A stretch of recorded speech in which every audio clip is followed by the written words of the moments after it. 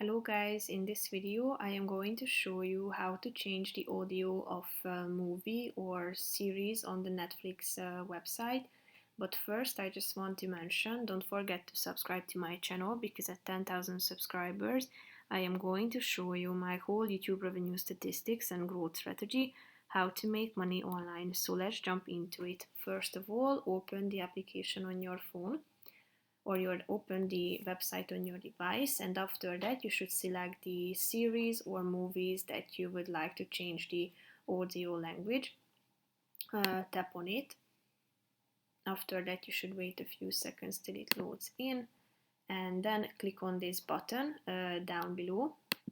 Tap on it and this button, and here you can find two columns. So here you can see the first one, which is audio. Here you can find the recommended audio languages, but as you scroll down you can find a bunch of other options. So all you have to do is just simply tapping on the relevant one, and then the audio of the series will be updated automatically, so you are ready to watch your series. So that's pretty much it for this video, guys. See you in the next one. Bye bye.